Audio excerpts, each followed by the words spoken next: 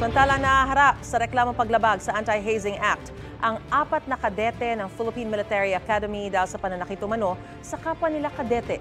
Ayon sa PMA, pinarusahan na ang mga nanakit na kadete pero hindi raw maituturing na hazing ang kanilang ginawa.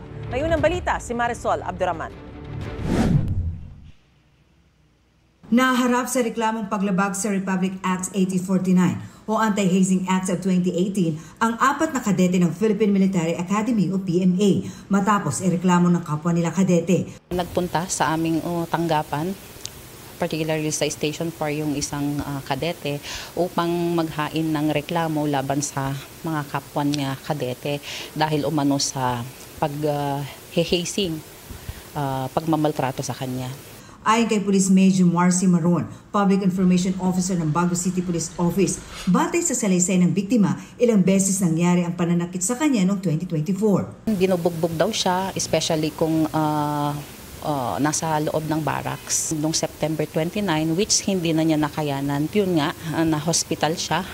Na-transfer siya sa Viluna Medical Center where he was confined there noong October for several days.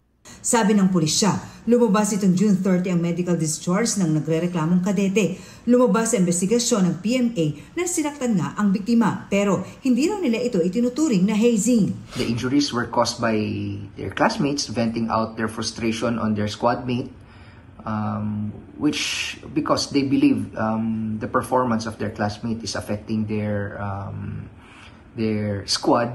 The incident does not fall under the legal definition of hazing as stated in the Anti-Hazing Act, which requires acts of violence or abuse to be committed as part of the admission process in the organization.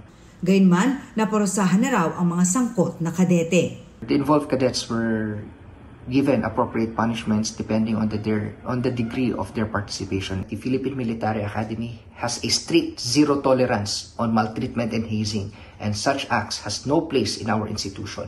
Nirerespeto rin daw ng Academy ang desisyon ng pamilya na magsampa ng reklamo laban sa mga sangkot na kadete. The victim still retains his right to file a case in civilian court should he choose to do so.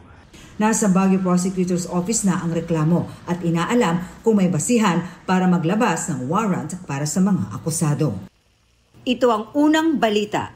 Marisol Abduraman para sa GMA Integrated News. Gusto mo bang mauna sa mga balita? Mag-subscribe na sa GMA Integrated News sa YouTube at tumutok sa unang balita.